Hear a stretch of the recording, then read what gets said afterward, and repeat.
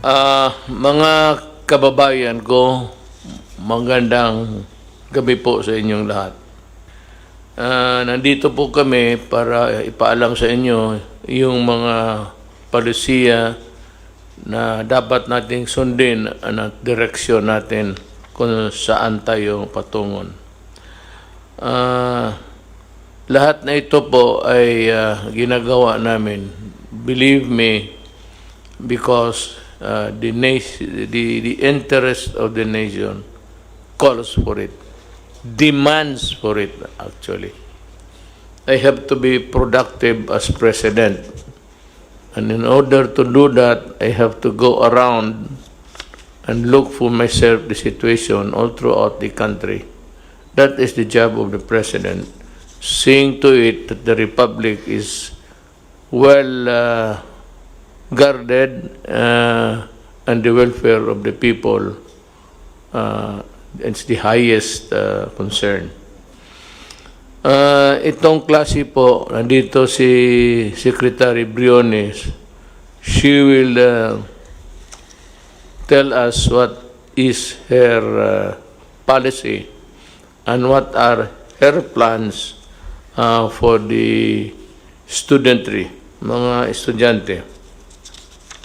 She's here to explain to you, and maybe isali ko na yung deadline ng tuition. Yung tuition ho sana, I hope that you'd allow a staggered payment or installments lang po sa mga eskwelahan. And for those who have really nothing to come up to sa bayaran, you have the land bank, and kindly listen to the rules, kasi itong land bank bubuksan namin and you can borrow money to finance the education of your children. Lahat ito, papunta ito sa talagang negative, meaning to say that we are hard-pressed in our finances, but we have to place the premium of education, so that this would be another round of expenses, but land bank is there to help you. And dito po ako interesado. I want the development of this endeavor of the land bank to help. Gusto kong malaman na matutupad talaga. So maybe I will require a report every day of how it goes, how it would present itself to the public once it is available. And you know, the NCR will now be placed under the general community quarantine, or the GCQ, starting June 1. Davao City will remain GCQ rather. And the other areas under GCQ, ano itong ating task force, the regions that would remain under GCQ will be regions 2, 3, 4A, and Pangasinan, Albay. Yan sila until we have reviewed the general situation. We are not happy to put you in this place, but after review, maybe we can. But just let me tell you today that of those who are of late infection or those arriving in the country, we have a spike of about 5,000. Secretary, 500 rather, sorry, 500 lang. and Secretary Duque will expound more on that. The rest of the country will be placed under modified general community quarantine. Again, the rest of the country will be placed under modified general community quarantine. That is very clear now. In other areas, it will be again on a piecemeal basis depending on the viability of the place to meet the challenges of COVID.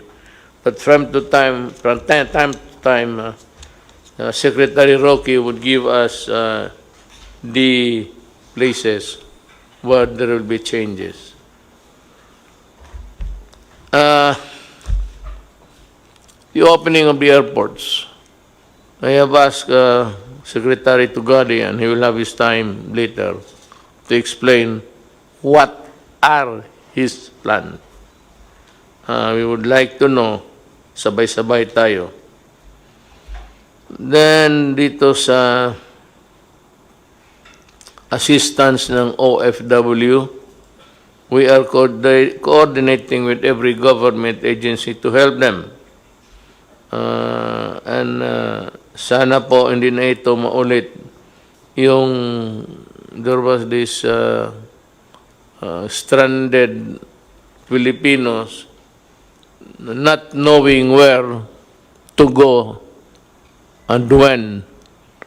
And we decided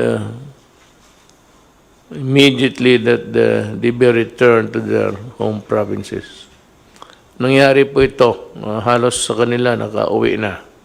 But we are expecting the 300,000 something that Secretary Bellew has communicated to us. And that would be also a problem again.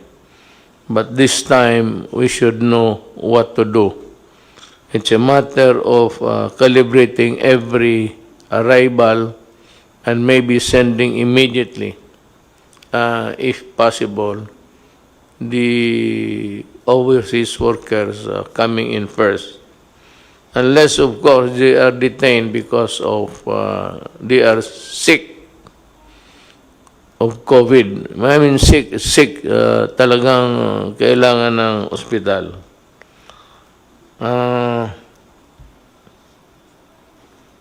Dito naman sa, well, let me appeal to itong mga landlords, the owner of lahat na, malls, bazaars, big stores, whatever, na merong mga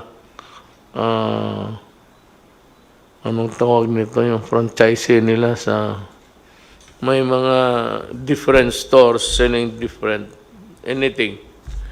What you have is you own the big building to be rented out. Marami dito sa kanila po gusto ninyo na magbayad ng 50% even if they are not operating. Actually, I am at a loss really to explain to you how. But you know, when you collect from somebody who is not earning at all, it's practically flogging a dead horse. Kung patay na yung kabayo, baski gaano mo kahampas dyan, di na mabubuhay yan. And that is what's happening.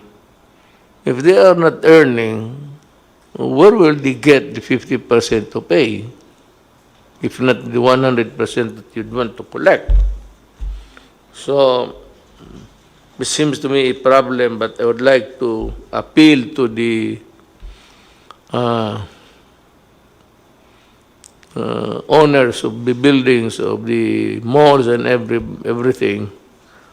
Ganito na lang, just pray everybody has a God. just pray that the vaccine, ang target nila is September. September, I think China will be able to distribute, if I'm not mistaken, and the other countries are catching up. Everybody is at it, so they are really trying their very best. Kaya lang, itong China, hindi ito hambog, wala itong ere, but they you know, they work, and I'm very sure that they will be the first one of the countries that would be able to come up with the vaccine.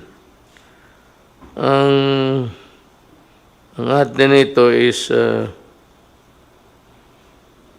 yung mga rental sana, balikan ko, should be a matter that should be addressed by the DTI, and there can be some sort of an adjudication process to fix this problem. Ako naman, nagikiusap, nagmakaawa, dahil nga talagang, if you're not earning, how are you supposed to pay? So, maawa naman tayo sa mga kababayan natin. Let us help one another. If it does not really spell bankruptcy sa inyo, tiisin na lang ninyo with nothing except your savings to tide you over. Baka sakali makatulong yung appeal ng gobyerno. Remember that the nation is still, the entire nation is still under quarantine. Let us move to the so-called new normal as we, let's see what develops ahead. Okay, kung mayroon lang bukas, I will be the first to announce. But, alam mo, remember, the COVID microbes are still in the air that you breathe, that you pass on to your fellow men if you are not ready or willing to wear the mask. It is precisely, this is the protection, not for you, if you do not want it, but for the protection of the other guy. And that is why the state has every right to control your movement if you pass on a contagion to the other to the population. Kasi kung ikaw lang ang gusto, ayaw mo, and there are people who are like that, ayaw nila. And they believe that they have the antibodies to fight the coronavirus. So, the virus is there. Tapos gusto mong labanan, bahala ka. But for you to pass that virus, if you get it from one place and from another person and pass it to the other guy, that's different. That is where the right of the state comes in. So that to prevent a mass contagion, gusto namin putulin kung saan namin maputol to stop it. That is the reason of the essence of the police power of the state, to come up with measures to protect public interest, public health, public safety, lahat. Nandiyan yan. Case of peace and order, magkagulo, the state comes in. Yung may contagion and everybody is dying, falling, kasali yan. Public interest, if say, uncontrolled movement, or baski people trying to seize other people's property or things like just being into a state of anarchy. The state has the right to come in and put a stop on it. It is the survival of the Republic of the Philippines. This is the country of Filipinos who obey the laws.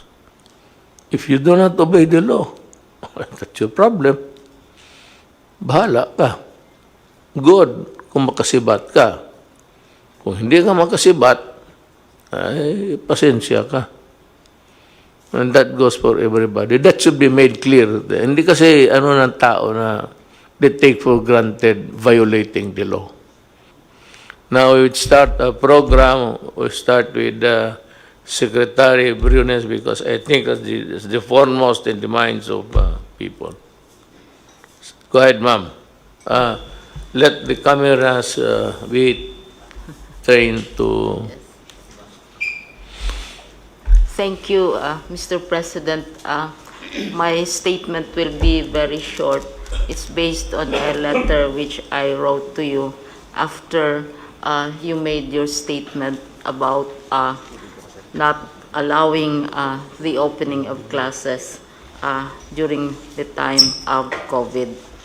And so we are here from the DepEd to assure you that we are one with you in your uncompromising stand on the matter of the health and the safety of our learners and our teachers. You said, I will not allow the opening of classes na dikit-dikit ang mga bata. Para sa akin, bakuna muna bago andyan ang bakuna, okay na. We are saying because there is confusion and anxiety among Filipinos, families, especially the parents. We are here to state that we are one with you, Mr. President, in this non-negotiable commitment. It is the first and the most important principle when we worked out our learning community plan with all the details. We stated this also. The first and foremost concern is the health and safety of our learners and our teachers.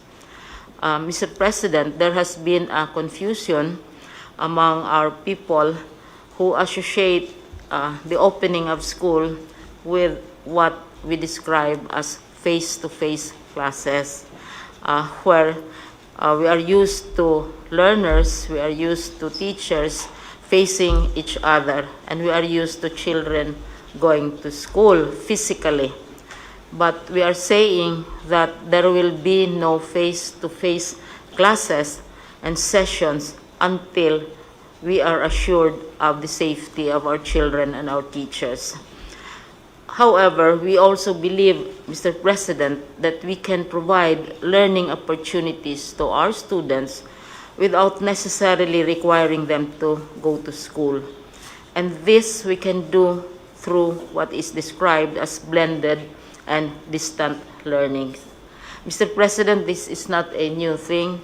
We have many universities and schools which offer distant learning in many ways.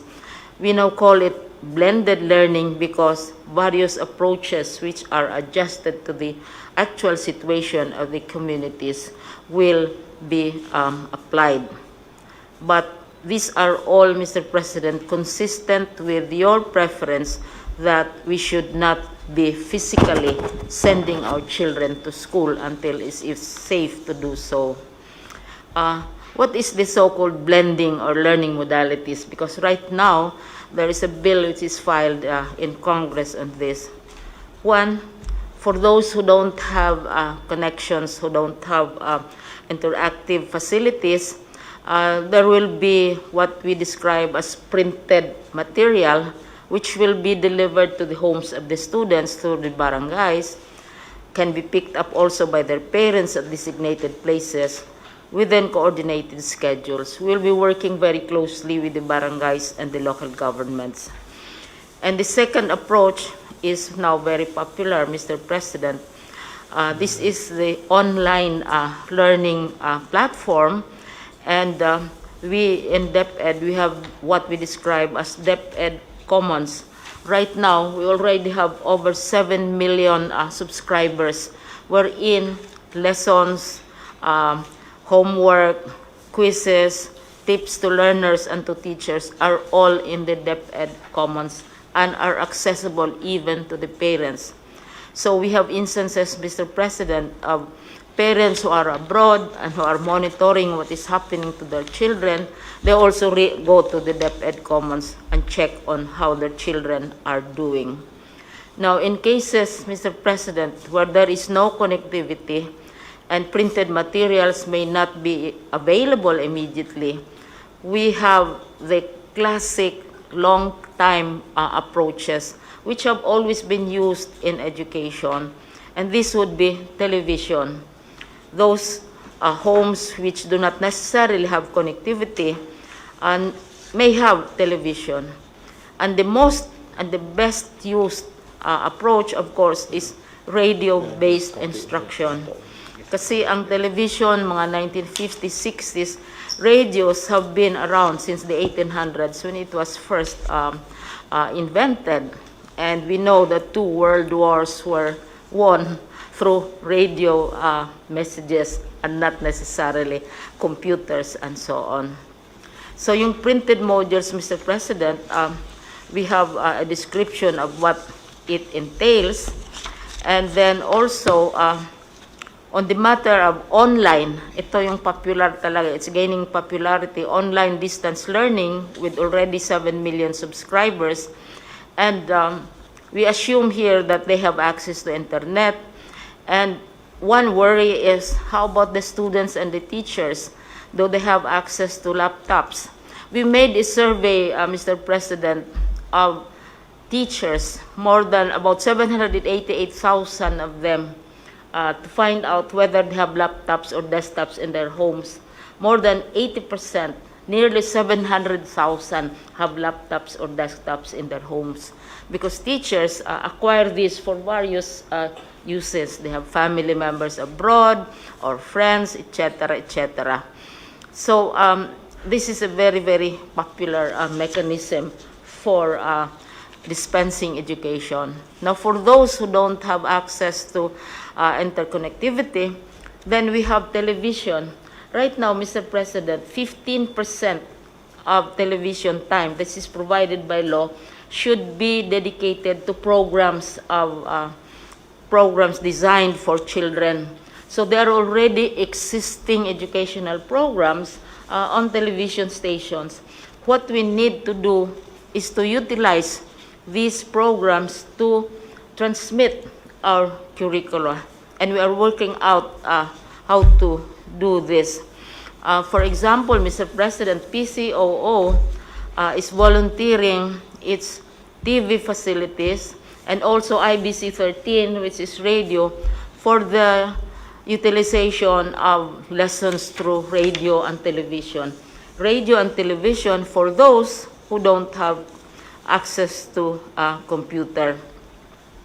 Now, radio-based instruction is quite popular, Mr. President, because right now, municipalities are volunteering. Usually, municipalities have their radio stations. Cities have radio stations. There are local radio stations, and big networks also have radio stations. And many of them have lessons, which yung tawag nyon is schools of the air. Mayroong mga religious groups, they give lessons in agriculture, lessons in whatever sciences over the air, because alam nila not everybody has access to television or to online computers.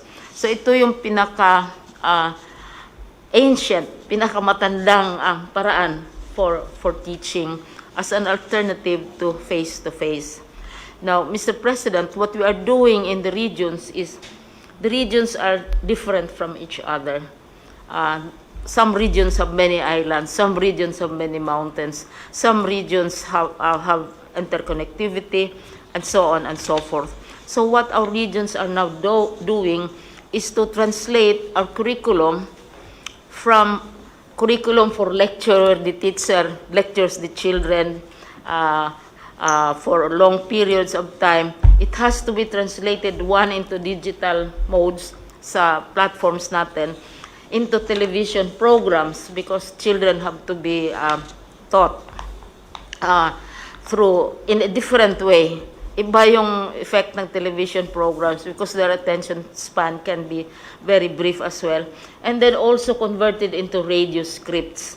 So this is where much of the work is now being concentrated. What we are saying, Mr. President, is that we fully and completely support your stand that our children should not be exposed to the dangers of COVID-19 physically, but we are also offering opportunities for them to continue their studies and their learnings. And some people ask, are we prepared? What we are trying to do, Mr. President, are not really new. Hindi naman to bagong invento, because distance education, many universities have distance education programs. Many local governments have radio stations. We are utilizing existing ways of communication without necessarily requiring our children to go to school. So they can still go to school, they can still study, teachers can monitor them as well as their parents.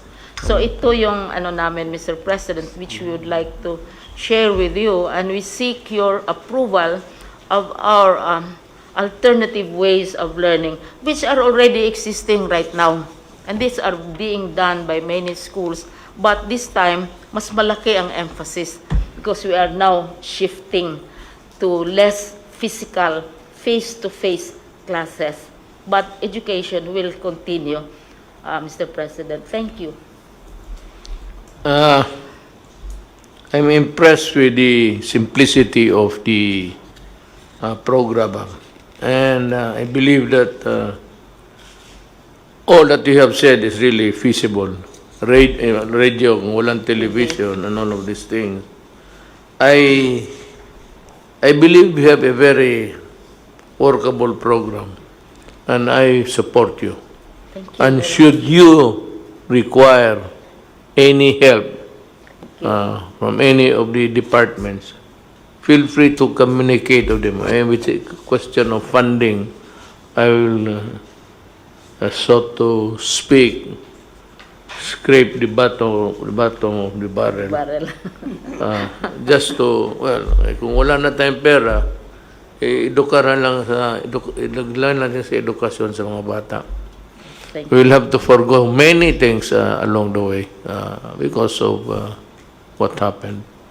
But education, I think, if it is compromised, it should be negligible, so that it should go on, because the future of this country depends on how we educate our young people nowadays.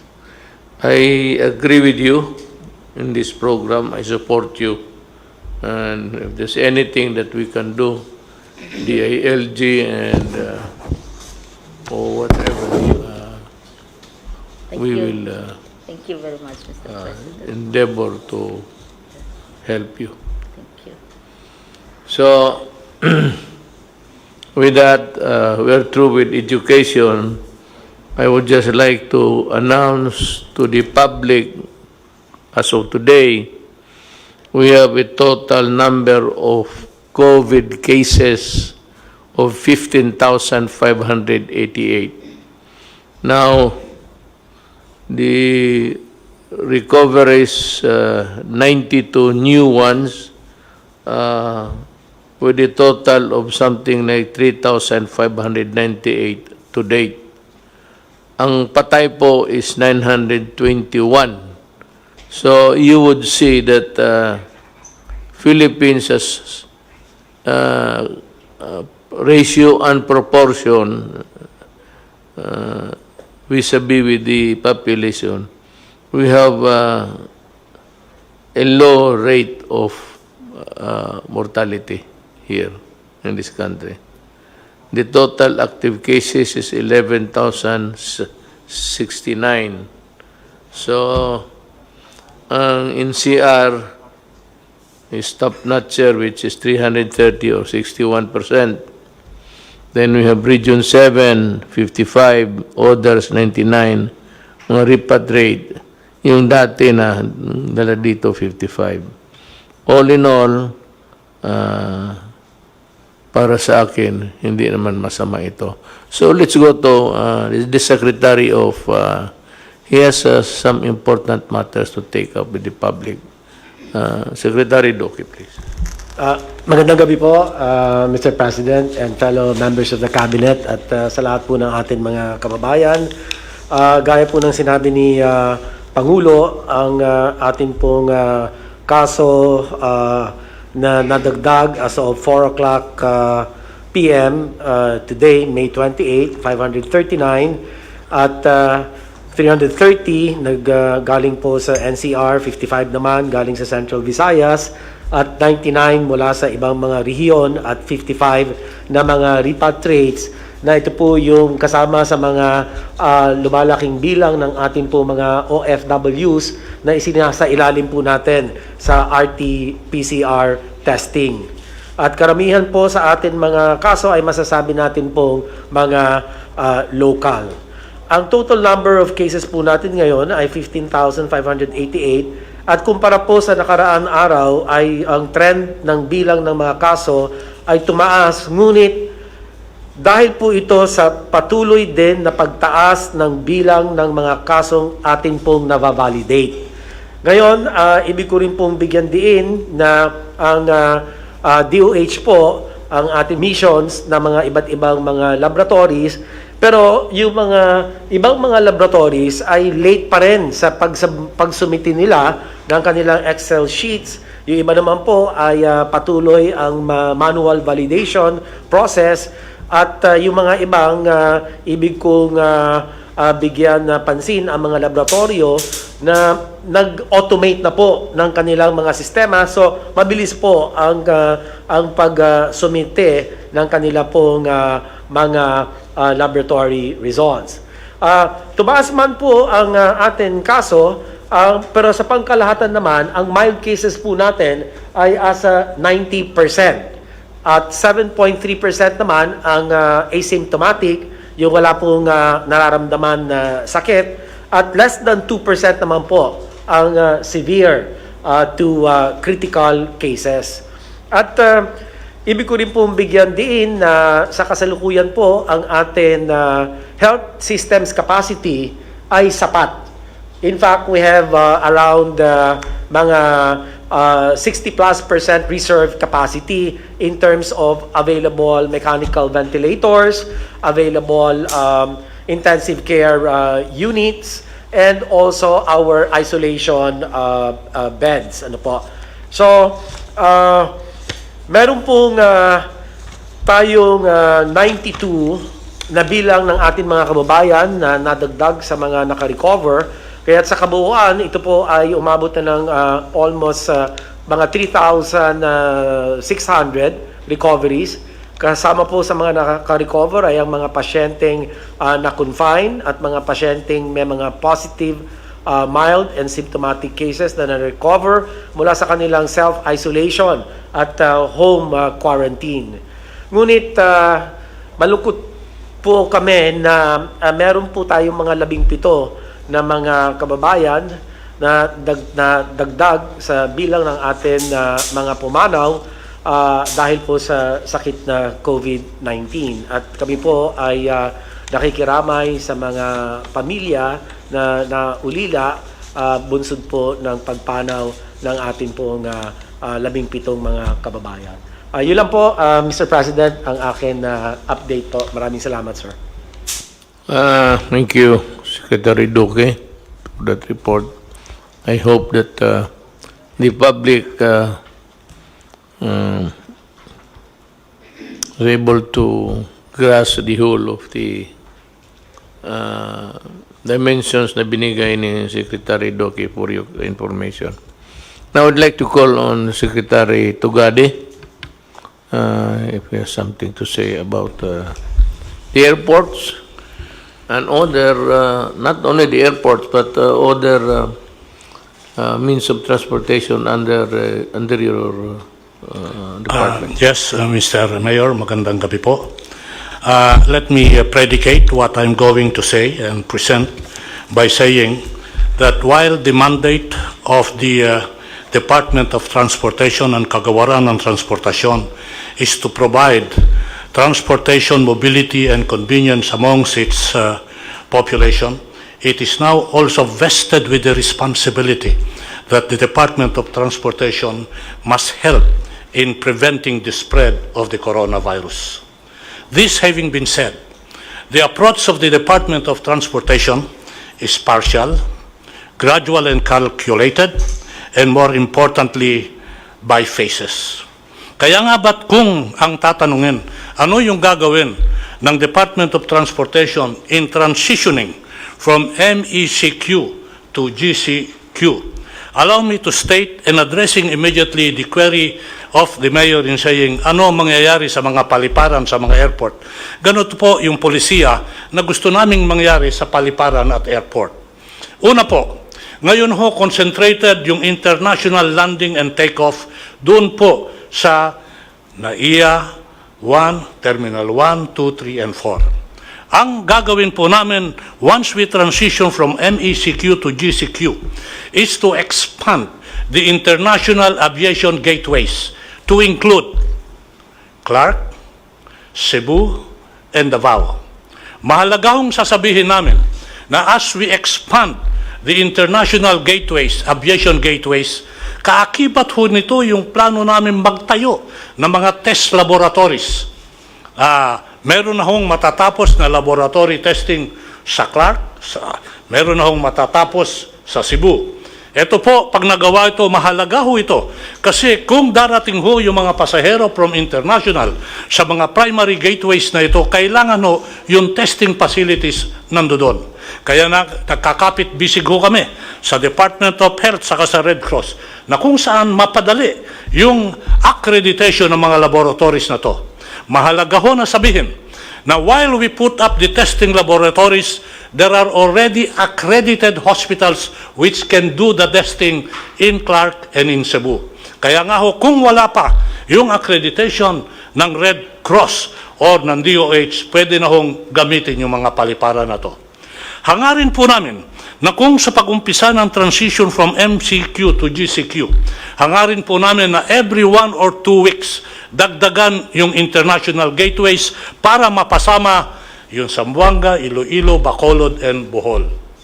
Mahalaga ho ito kasi this is one way of decongesting what is happening right now at NAIA Terminal 1, 2, 3, and 4 and putting it in the provinces and region. Bear in mind that we are an archipelago and therefore it is imperative that we spread the aviation centrum of operations to other parts of the country, other parts of the region. Kaya nga ho gagamitin ito. Ngayon, ito po yung international. Kaakibat ho nung international ay yung domestic operation. Iaalaw po namin na magkaroon ng domestic air operation doon po sa GCQ to GCQ. Mahalaga ho ito pagkat gaya ng sinabi ko, tayo ho ay isang archipelago. Kaya nga ba kung magkakaroon tayo ng operasyon sa Mindanao at Bisaya, hindi ho natin ililimit na magmula at magsimula sa Central Luzon yan. Meron na hong Visayas and Mindanao. And we will start what I call, Mr. President, Mayor, Sir, yung tinatawag namin na hub and spoke operation. HUB-SPOKE. Na kung saan, kung darating yung mga malalaking sasakyan sa mga probinsya, magkakaroon ho ng domestic operation yan. In other words, gusto ho natin na magkaroon na ng hubbing operation sa mga probinsya at region natin nang sa ganon, ma-spread yung aviation potentials at maitanim yung punla para sa tinatawag natin not only of domestic mobility but more importantly and so yung domestic tourism. Ito po, Mayor, ang general approach sa aviation. Kung papayagan po ako ng ating mahal na alkalde, presidente, magsabi lang ho ako ng ibang mga pamaraan at panuntunan na gagawin sa ibang transportation sector, kagaya ng tren, ng road, at ng maritime, kung papayagan po ng ating Pangulo. Sasabihin ko ho, kung tayo magta-transition from MECQ to GCQ, on the first day that we transition and it's put into effect, we can already put into operation our train and rails operation.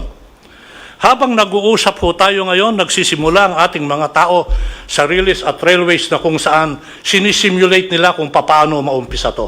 Sabihin ko na lang ho, namarkahan na yung bawat upuan, namarkahan na yung bawat ali, namarkahan na yung pagbili ng ticket, namarkahan na yung queuing. Handa na ho ito. Pag sinabing Lunes, handa ho kami sa Lunes. Bagamat sasabihin ko antemano, wag i-expect na yung operation ng tren is 100%. As I said, we have to balance our mandate to provide transportation with our responsibility to help in the spread of the virus. Therefore, the capacity will also be limited, gradual, and calculated.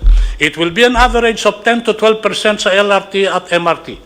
Doon sa PNR ho, ang capacity, mga 35%. Ngayon ho, para maayos ito, sabihin ko na lang ho, part of the future efforts here, ito po ang sasabihin ko. Matatapos na ho namin yung pagpalit ng release ng tren sa MRT3 by September of this year. Ano ho ang ibig sabihin nito? Ang ibig hong sabihin nito na pag umandar na yung MRT3 sa kabuuan ng kanyang pagdagusdos at maayos na yung tren, yung average headway ho natin na 5 minutes, mababawasan ho yan. Yung kilometers per hour travel time na ngayon 30 kilometers per hour, by December ho, Mr. President, target po namin na yung speed magiging 60 kilometers per hour kasi nabago na yung release ng tren.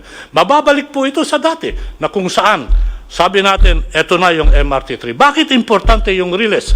Importante yung release sa katren pagkat kasi ho, Mr. President, massive ho ang pasahero nito kumpara sa modernized jeepney, sa Grab, sa taxi, mas madami ho dito. Kaya concentrated ho kami dyan.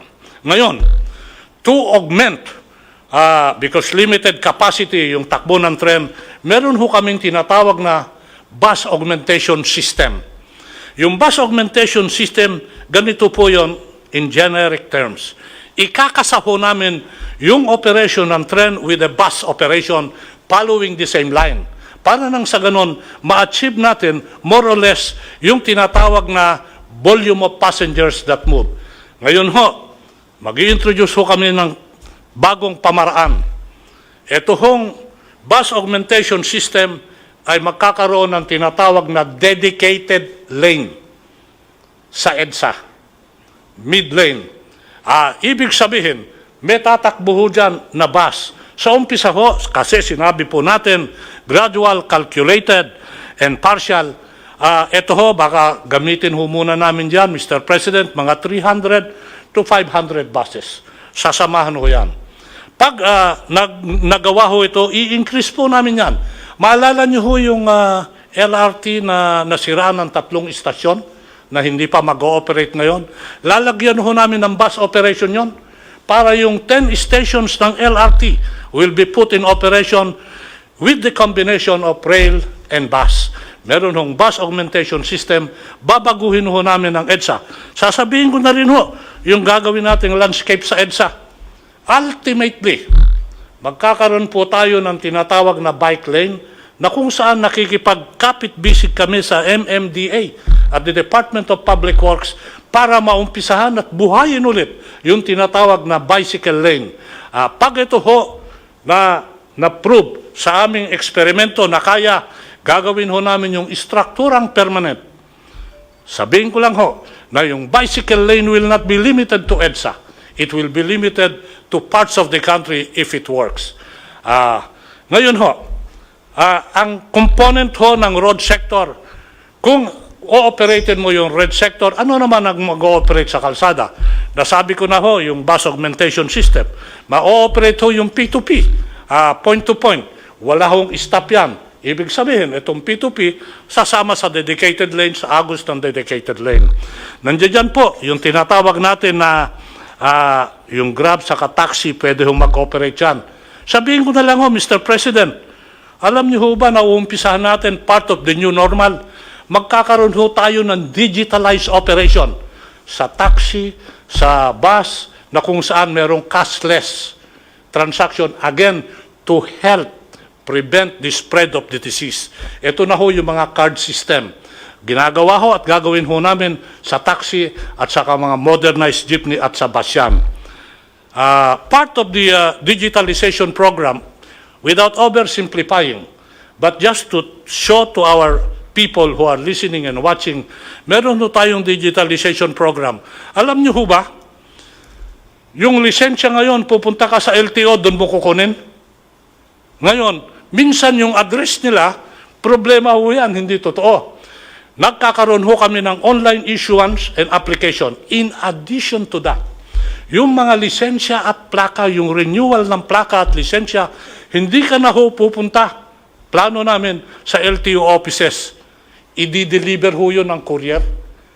This is one way also of making sure that the addresses dun sa mga na-issue ng lisensya ay totoo. Kasi ang nangyayari ho ngayon, pag nagkakaroon ho tayo ng problema sa kalsada at hahanapin mo yung address, wala ho doon.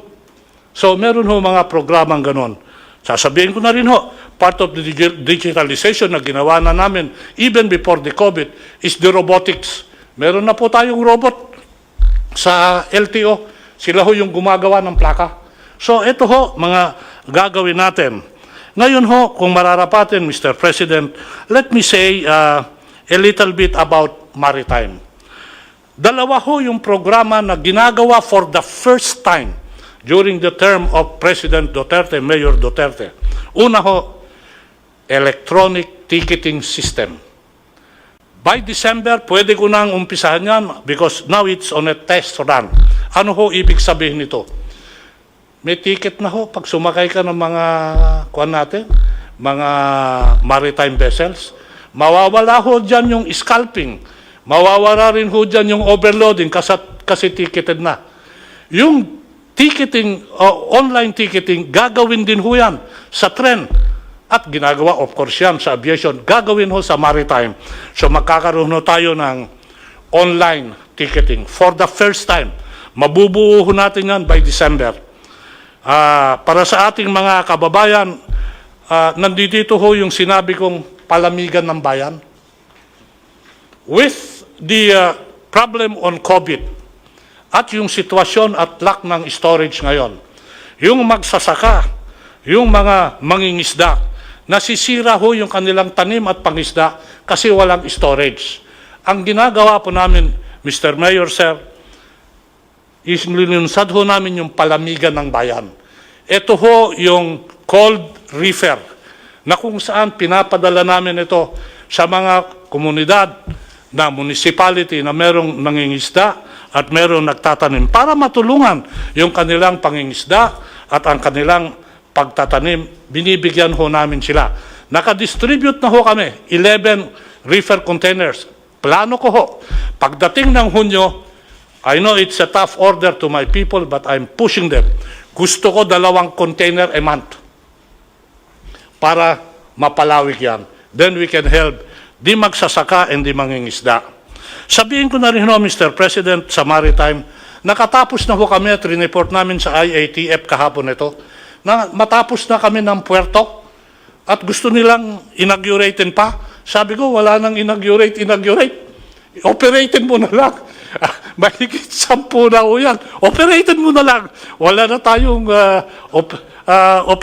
inauguration. I hate ceremonies. Basta operatein mo na lang. Kasama ho dyan, yung pagtatapos ng puerto sa Pagasa.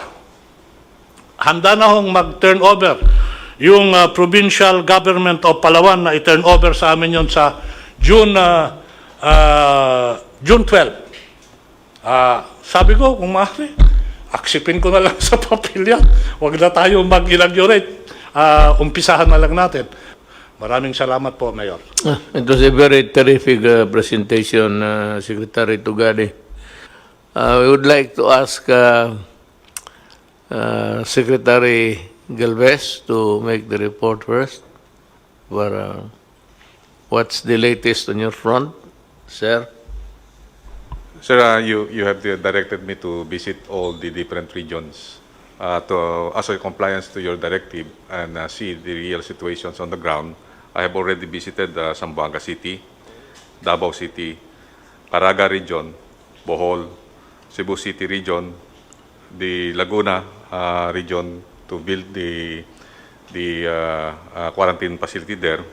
Also, I visited Baguio City, sir, to see the good things that Mayor Magalong is doing. I also visited Region 12, and also I visited the malls so that we could see if they are really following the protocols. Sir, they're very thankful to you, sir, and also to Senator Bongo, because we have given them more or less 200,000 rapid test kits. And also, we put up the machine laboratory. When we went to Zamboanga City, sir, we left more or less 1,100 kits. And now they have 2 laboratories already. And also in Davao, we have already procured with the help of the different companies, San Miguel Corporation and also Ayala Corporation. They're trying to automate the Southern Philippines Medical Center, and it can increase the capacity of the Southern Philippines Medical Center into more or less 2,000 tests per day. And the machinist will be flown from Zamboanga City to Davao City, maybe this coming Saturday, sir, to fix the machines. And then also the Caraga region, they're very thankful because also we provided them 2,500 test kits for every province. And also Bohol, we saw that Bohol will be one of our candidate for the new normal because they're still COVID-free. And considering that most of their businesses came from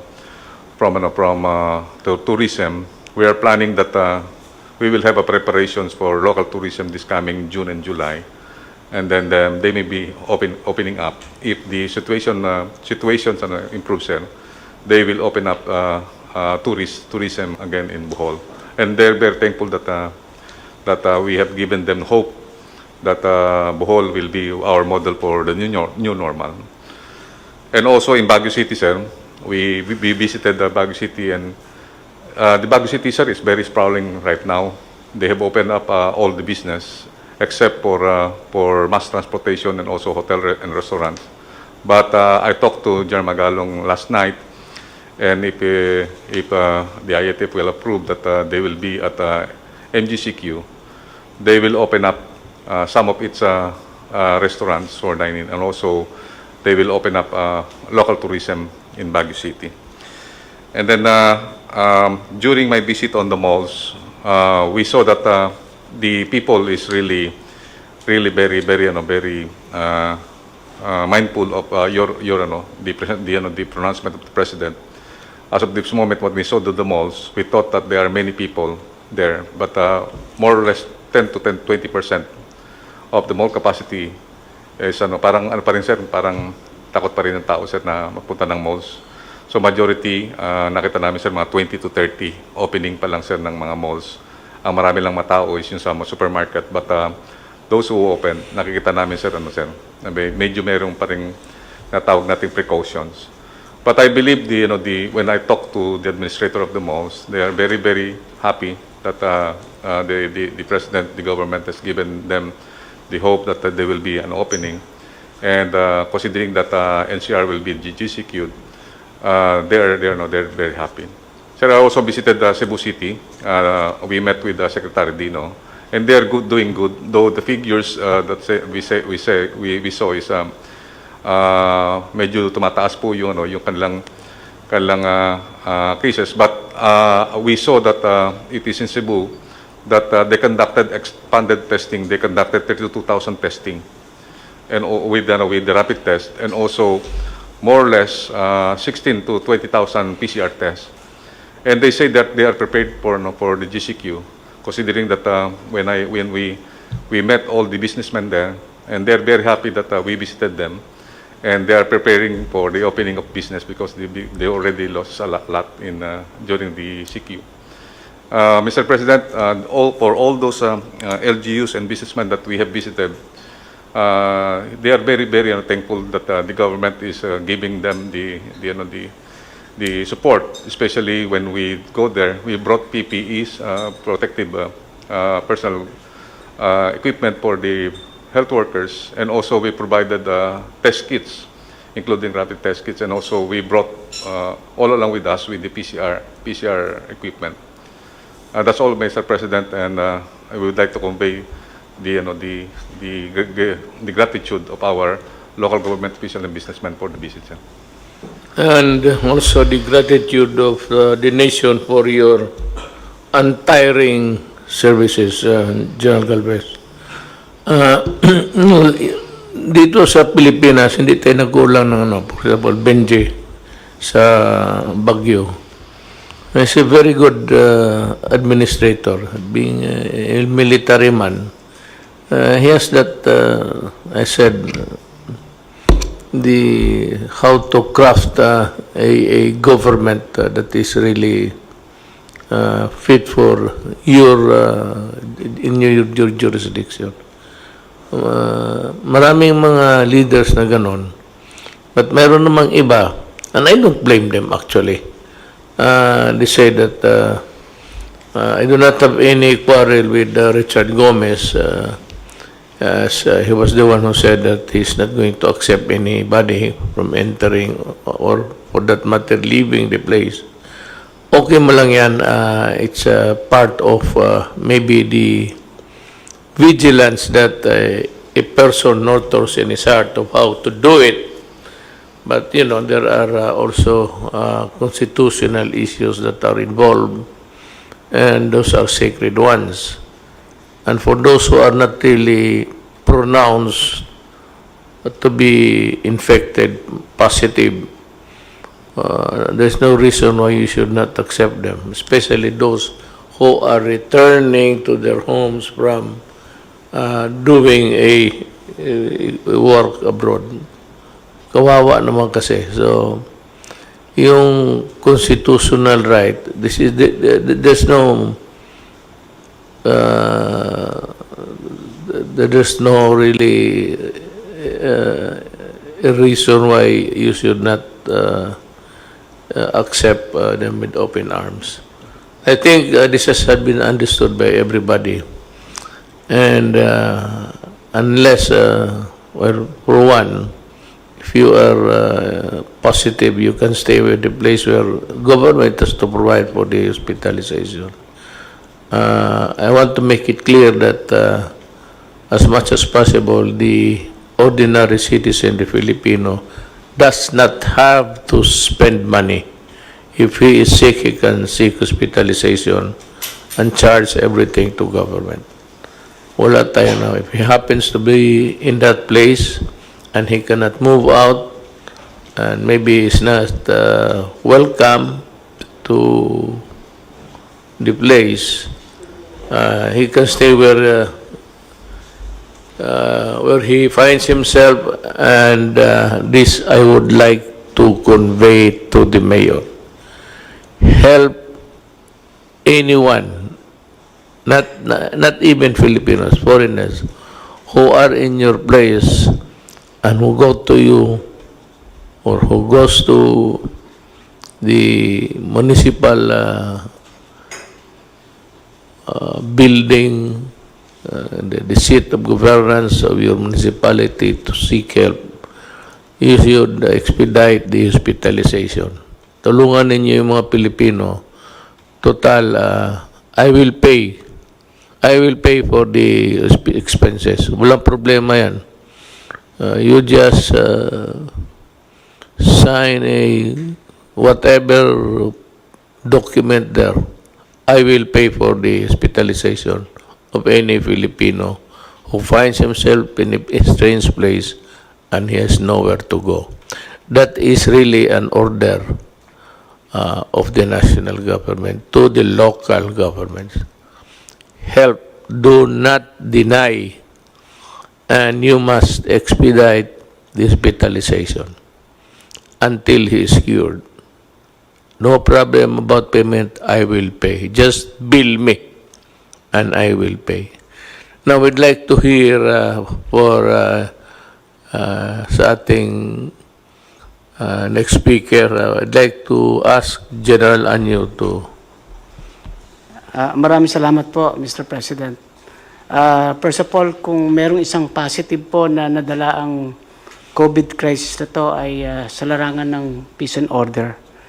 Mula po nung panahon bago mag-lockdown, mula January 5 hanggang March 16, 11,004 criminal cases po ang lumitaw or crimes. Pero mula po nung nag-lockdown tayo from March 17 to May 27, bumaba po yung ating crimes ng 4,479. 60% po ang naibaba sa tinatawag nating mga crimes, sa 8 focus crimes. So ito po ay magandang development sa larangan ng peace and order. Pati rin po sa Bureau of Fire Protection, ang ulat nila, kung ikukumpara po yung period mula January hanggang May, sa period po ngayong 2020, from 11,236 fire incidents, bumaba po ng 10,698, 5% po. At sa mga namatay sa sunog, from 283 to 162, 43% down din po ang ating mga casualties mula sa fire. At sa ating mga violators naman po ng quarantine, 184,000 po, 467 ang nakaroon ng mga violations at 54% po ay naaresto. Ang iba naman dito, katulad ng 9% ay binigyan lang ng warning at ang 37% naman ay pinagmulta. Tuloy-tuloy rin po ang pagbamatay natin sa lahat ng peace and order. Sa atin po namang repatriation ng OFWs, ang lahat po ng ating LGUs ay tumatanggap na po ng mga OFWs katulad po ng inyong instruction. Kung noona po ay merong alanganin sapagkat hindi sila sigurado kung ito ay pwede pang makapanghawa, so nagkaroon po kami ng kasunduan sa lahat ng LGUs, mayors at governors na lahat po ito ay tatanggapin at pwede na lang sila mag-impose ng additional home quarantine. At kung talagang ang bahay ay masikip, pwede po sa isolation facilities sa mga barangays para abot tanaw na rin yung ating mga OFWs ng kanilang mga pamilya. So sa inyo pong kautusan ay matatapos po natin hanggang Sabado na maiuwi lahat. Ang natitira na lamang po ay 11,889 pero ang karamihan po ito ay nakabook na yung kanilang mga biyahe hanggang Sabado. At ang naiwan na lang ay 6,468 na kaya po nating matapos ito hanggang weekend. Sa ating pong pagbabago mula GCQ papuntang GCQ areas at iba naman pong LGUs ay magiging MGCQ, handang-handa na rin po yung ating mga LGUs sa pagpapatupad kasama yung ating mga kapulisan. Magkakaroon din po kami ng mga pagbabago katulad ng modified checkpoints ang ating patutupad. Meron po tayong mga mobile at spot checkpoints at ito ay nandito sa mga strategic location para hindi magkabuhol-buhol ang trapiko. At magiging mahigpit pa rin tayo sa mga provincial borders. Within the province po ay hindi na kailangan yung ini-issue ng mga barangay quarantine pass.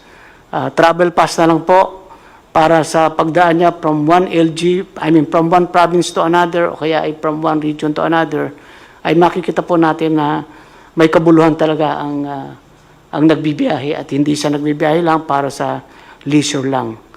Patuloy din po yung pag-inspection natin kasama ang DTI at DOLE sa iba't ibang mga business establishment, para masigurado na ipinatutupad yung ating tinatawag na minimum health standards, lalong-lalo na po yung pagsusuot ng face mask, yung physical distancing, at yung pagsunod po na may limit ang kapasidad sa pagtanggap ng mga customer sa loob ng mga shop at mga mall.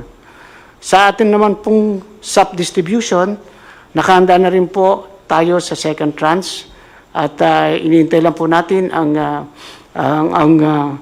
pagbaba ng mga pondo galing sa DSWD sapagkat ang gagamitin nila ngayon ay automated payment.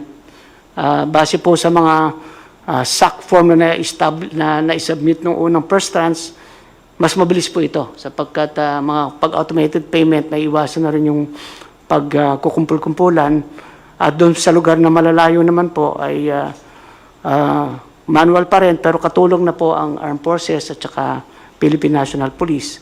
Yung 5 milyong additional po ay kinukumpleto natin yung mga pangalan. Sa ngayon po ay nasa 3,818,608 names na po yung nakukuha natin at ito yung mga priority na makatanggap sa second tranche. So handang-handa po ang ating LGUs at ang ating mga kapulisan para sa pagpapatupad ng bagong inyong idineklara na mga classification. Bilang tulong din po sa ating DOTR, yung binanggit po ni Secretary Tugade, na gusto natin na ang bicycle po ang maging isang pangunahing pamamaraan ng transportasyon. Kaya nagpababa rin po ako ng memo sa ating mga LGUs na yung lahat ng mga major thoroughfares ay magdugtong-dugtong, magkaroon ng bicycle lanes para ito po ay ating ikampanya na gamitin ng ating mga kababayan bilang pangunahing transportasyon, lalo na kung malalapit lang naman yung mga opisinang pinapasukan at mga lugar na pinupuntahan. Yan lang po, Mr. President. At ready na po kami para sa pagpapatupad ng bagong mga deklarasyon ninyo sa classification ng iba't ibang lugar sa Pilipinas. Thank you po. Yes, thank you, General Anyo. Alam niyo, if you heard him correctly, I was talking about enforcement and the role of the police. I repeat, there is no martial law in the Philippines. Far from it. We are exercising the power of the state to protect public health. That is all there is to it. Now, because sometimes enforcement can be a very tedious process in explaining to the ordinary citizen, please understand that these are things which we have to do because it is needed to be implemented. Yun lang po, huwag kayong matakot that there will be no arrest, detention, or anything. It's purely, if at all, if there's any intervention or interdiction done by the law enforcement agencies. Pati yung military, the role is just to implement the law. They are called upon to assist the civil government. Yan lang ang trabaho na at makita ninyo, we are progressing at a very fast rate because we were able to put in place the rules to be followed when COVID came in like a storm from the outside. Now, for our last speaker, I'd like to just give the floor to General Lorenzana. Maraming salamat, Ginoong Presidente. Ito po ay dagdag lang sa mga ulat nila General Galvez at saka General Anyo tungkol ito sa mga ginagawa natin sa mga OFWs. Yung pong utos ninyong magpa-uwi tayo ng mga 24,000 OFWs na nasa Manila ay natupad po. Saka nalampasan pa po natin yung bilang na yon. Ang ating naipa-uwi ay 26,590. As of last night, meron pang mga OFWs niyan, kasama na yung mga bagong dating na 77,569. Ngayong araw na ito, umalis na, umuwi na yung 3,597. Meron pa titirang 3,972 na pwede na makakauwi nitong linggong ito. Mr. President, yung ating sistema ay naayos na natin. Medyo nagkabuhol-buhol ng una dahil marami tayong mga na salubong na problema. Pero naayos na po natin ito dahil pinag-isa-isa natin. Kipag-unayan kami sa DOTR, sa DILG, at saka sa DOLE. Dahil lahat po ng mga ahensya na yan ay may pakialam sa OFWs. Ngayong mula ngayon hanggang katapusan ng Hunyo, sabi ni Secretary Bello ay may darating na 40,000 na OFWs. We can assure you that okay na yan, maayos na natin yan. And we ang target po namin ay hindi magtatagal na 4 na araw yung mga OFW rito at makakauwi na sila. Ngayon, kung matutuloy yung balak ni Secretary Tugadi na bubuksan niya yung mga ibang international gateway, ay pwede na nating idiretso yung mga mga OFW sa darating at saka seafarers, yung pong nagkatrabaho sa barko, at doon na sila mag-testing. At least malapit na sila sa mga pamilya nila, hindi na sila malulungkot kung sila nadadalaw ng pamilya nila, kung naka-quarantine man sila. Pero ang ang balak po rito ay pag dumating po yung OFW, i-testing sa PCR at mag-quarantine sila ng 3 araw. Paglabas po ng resulta ng test, kung sila ay negative, iuwi na po. Yun lang positive ang maiiwan. Kung gano'n pong gagawin natin ay mapapadali po yung trabaho ng lahat at mapapadali rin yung pag-uwi ng mga OFW sa kanilang mga bahay. Yun lang po, Mr. Presidente. Salamat, General Lorenzana. Alam mo, as you see, if you listen very carefully sa mga pinag-usapan naman dito, it's all geared towards a governance to take care of the citizens' republic. Lahat ho namin ginagawa. At wag ho kayong maniwala. Ako na yung nagsasabi sa inyo. Yung mga test na yung sabi nila yung they unfairly drag the name of Secretary Duque. Hindi ho totoo yun. Ang nagbili noon, ang budget, pati yung Office of the President mismo, sinadya ko yun para madali. Tinanggal ko nga doon kasi overwork na ang Health Department. Ginawa ko yun para mabilis. Itong mga bidder na ito who offered a lower price never participated in the bidding. At ngayon yung matapos na, yun ang nagreklamo, offering a lower price, hoping that you would ignore the bidding and go for their price. Ito yung mga gago na ito, when they were first approached, mahal. Ngayon, may bidding, hindi sila sumali. And suddenly after that, and may I inform the Senator Drilon and Ping Lacson and everybody, ganon ang nangyari. We will have a report coming your way, and that is the stand of the Office of the President. Kami ho ang nag-utos niyan na dito na sa budget para pag-release ng pera madali, diretso na.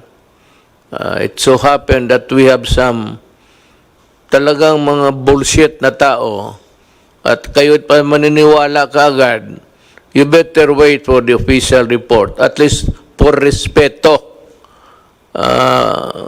Little respect coming from the Office of the President kasi sinadya ko yan.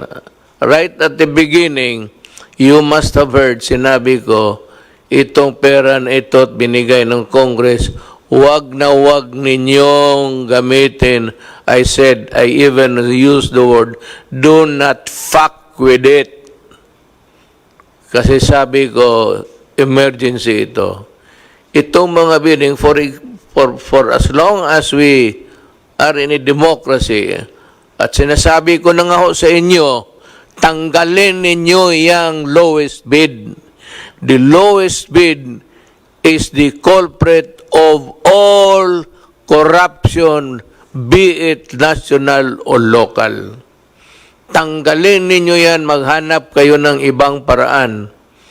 Kasi yung bidding na yan, people go around just to make money without really the things that they want to participate in a bid which is non-existent insofar as they are concerned.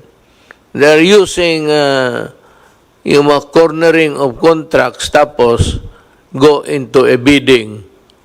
And we can explain that carefully. Okay. Ito si Senator Drilon, sabi niya, I want where the money went, well, you will have the explanation. And better believe it because yun ang totoo. Hindi naman kami nabubula. I said, we do not, Nabi ko, do not fuck with the people's money with more reason that we will not fuck with the money that are given. Thank you.